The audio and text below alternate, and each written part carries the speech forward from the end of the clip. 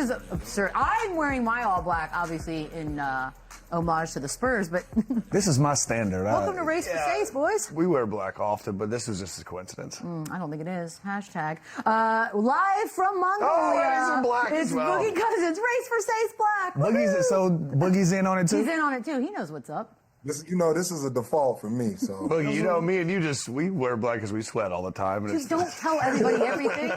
It doesn't seep as the pastels do. No, it seeps. We see it. They don't. And it's perfect that way. Boogie, welcome. Where are we in the... Good Lord, sir. Where are we in your series? Oh, man. Just know it's been long overdue. Still going, and I look forward to coming home, man. When is the next game? Yeah, well, where are we? As of right now, it's Monday night here. We don't play again until Friday. Wow. Do you want us to send an international like an envoy to go get you? Like, I feel like it's time for you. Hey, by then I can sign a contract and be out there and help you a little bit by Friday.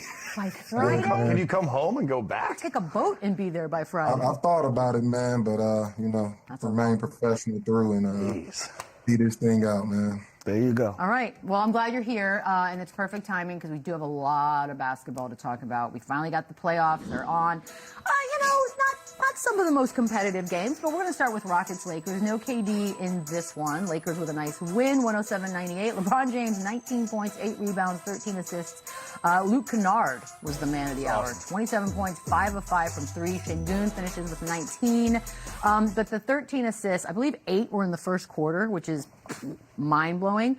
But Derek Fisher said that LeBron is in his Magic Johnson era and that the Lakers could still win a title with him leading the way. That is a heck of a statement, Boogie. I mean, winning a title is one thing, deep playoff run maybe. What would you give him?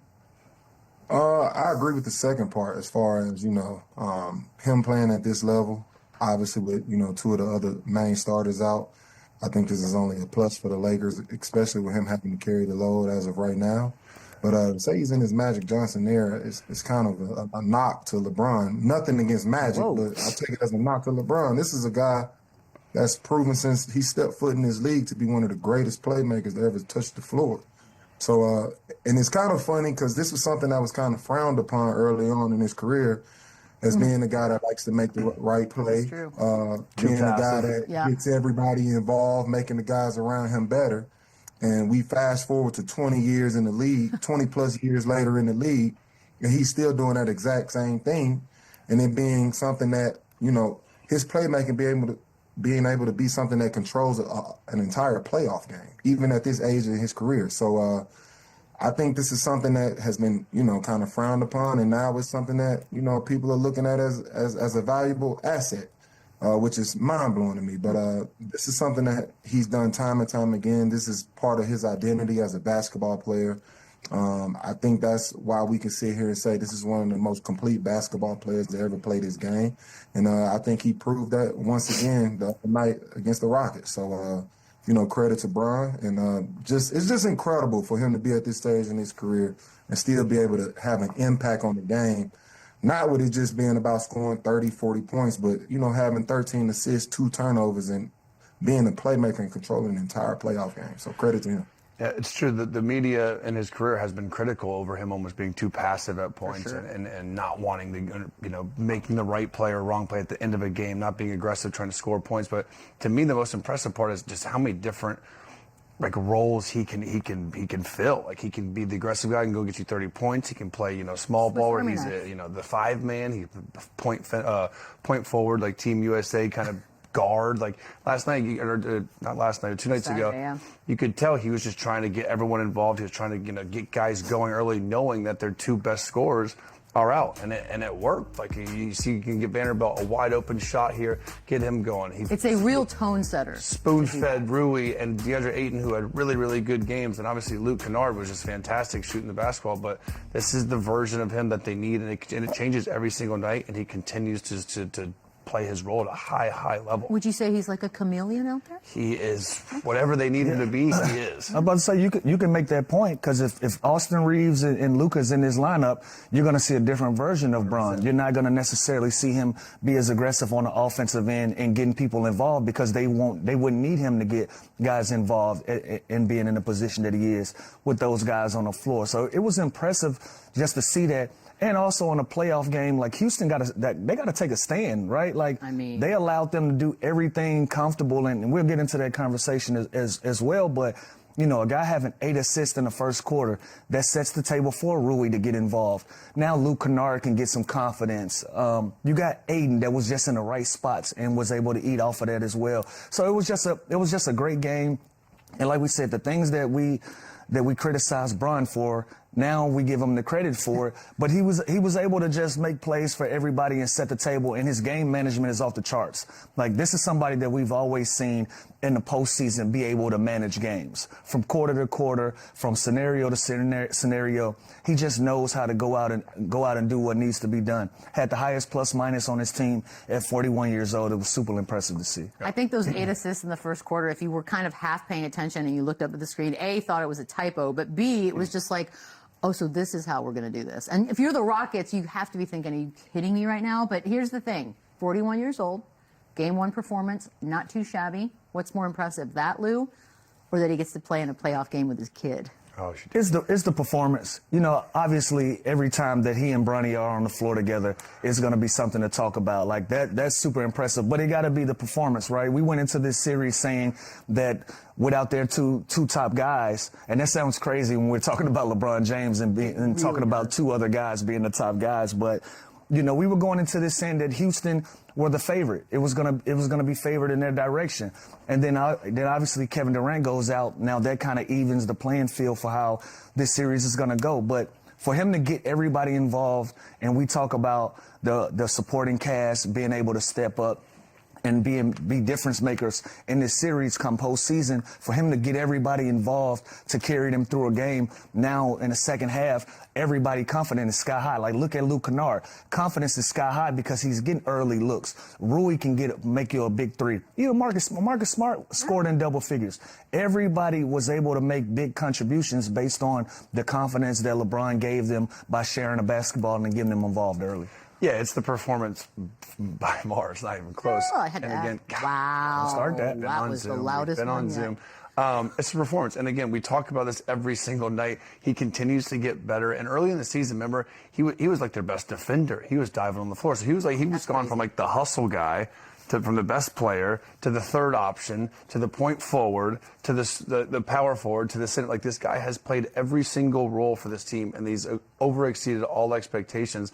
And now they got a great 1-0 lead against a team who they were underdogs against. And obviously Kevin Durant goes down. We didn't expect that to happen. No, but we didn't. He's missing 2 of his best players as well. So I don't want that to be the story that's why they won. Like, LeBron is at more of a deficit without Reeves and Luka than the Rockets are without Kevin Durant. So obviously that changed the trajectory of the game. But it shouldn't, because the Lakers are missing 2 best players. They're missing 1. So, like, if we want to play that game, the Lakers are missing more. But it's just truly unbelievable what he did. And again, Game 2 could be a different, complete situation than when Game 1, and we can see him go off for 40 and have no assists. Like, that's just how good and how capable LeBron James is still at this point of his career. The KD thing, Boogie, was so... I had friends on their way to crypto that were about to drop many, many dollars on... and as soon as the KD news dropped, they're like, we're not even worth it. So let's talk Rockets, shall we? Because on that side of things, Charles Barkley said that the Rockets were awful to watch, and Kenny Smith said they did not follow the game plan. Did Ime get out-coached by JJ? Like, what happened here? I don't even think this is an Ime issue. I still blame it on it being a roster issue. And at this point, I believe Kevin Durant deserves even more credit than he's received this season. I think his talent, his experience, and just his overall play this season has covered up a lot of their shortcomings. And we talk about a guy like LeBron being able to control a playoff game with his playmaking ability. Just imagine if his team had an actual playmaker on the floor. We've been talking about it all year. They need a point guard, and obviously with their best player, Kevin Durant, being out, it's going to look even more awful. I don't think the guys on this roster are complementary pieces to Kevin Durant and what this Rockets team needs as far as winning right now. Now, obviously, things can change down the line, but as of right now, it's not a complete roster to me. And with Kevin Durant being out, it just made that glaring hole even bigger as far as, their shortcomings this season. So I agree with Charles. It wasn't a great showing. I don't think this is a coaching situation. Like I said, I think this is more about the roster build out, and it's not a complete or complementary roster for the guys that are on this squad. Yeah.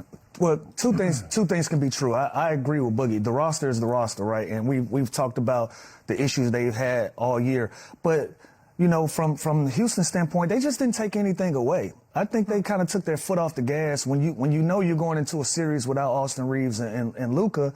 They just probably felt like they can beat this team. They tried to outscore them. They had 27 more field goal attempts. They had 21 offensive rebounds. Everything that they were doing was predicated on the offensive end of the floor. Defensively, they allowed everybody to be too comfortable. Everybody, with the exception of Bronny, that stepped on the floor, scored and had production. Like, you allowed 9 guys to score the basketball. Like, what are you taking away? You're not taking away anything. That was a great opportunity for you to make this game difficult for LeBron James. Instead, you allowed him to be a playmaker, and you allowed everybody to get their confidence by allowing LeBron to be a playmaker. That got to come from the top. You got to make this Lakers team uncomfortable. I didn't see that happen at all. So Boogie saying it's the roster. I think that's half of it. The other half of it is they didn't implement anything to make the Lakers uncomfortable at all in this game. Yeah, and just offensively, I think Sengun, he's got to be better. Having 19 field goal attempts, scoring 19 points, that's not efficient enough. And again, like Boogie said, the roster, it is what it is. Like, obviously, they would be much better with a Fred VanVleet in the lineup. They got guys playing a little bit out of position with Thompson starting at point guard early. Then they got Reed Shepherd in there. And again, the offense is what it is, but I do think the shock of Kevin Durant maybe going out right before the game, that seemed like shocking. Could have thrown him off a little bit. But this is interesting. Like, the Rockets scored just 98 points, having 27 more field goal attempts than the Lakers. Like, that's hard to do. That's bad math. That's a crazy stat. So, like, they're getting shots at the basket. They were just inefficient, and they got to be better. And if Kevin Durant doesn't play game 2, then you got to play through Sengun more. You got to get out. I'd play faster. They have so many long, athletic guys. Like, play faster and get out in transition. Well, they play tomorrow. They better figure something out. Which is good it's good that they had the time off with Kevin Durant, but it's also good for the Lakers because they're getting everyone's like, oh yeah, it's great for the Rockets. Kevin Durant, it's good for Luka and Reeves too. Exactly. It felt like we got ripped off a little bit. We're just very excited. Also, do you think Kevin Durant is like not playing? Obviously, because it's hurt. They were saying he can't straighten his leg fully. Was it because of all the other major injuries that have happened, guys playing through? What do you mean? Like, is it a concern about this getting worse and like being like detrimental? Because I feel like he looked good. Well, the video I saw. We know Kevin Durant. If he's available, he's going to play. He only missed 4 games this year, which made it even more shocking. So it has to be like it has to be something that's really bothersome, because if he can play it, he can lace up, especially in a playoff run. He's going to play. I mean, he's over there seething during this game. For sure. So listen. Does he play game 2? Absolutely. You think so? Absolutely. If he can. Did you watch his warm-up? Absolutely. Normal. Especially with them being down 0-1 now. Kevin, you must. You can't go down 0-2 and try to get in there. So. Okay. Kevin Durant ain't the type of guy to sit for a hangnail. So that's what I'm saying. And he only missed 4 games. It's got to be bad. He can play. Yeah, he's not doing it. Rockets are favorites? Is that what just got said in my ear? Wow. Okay.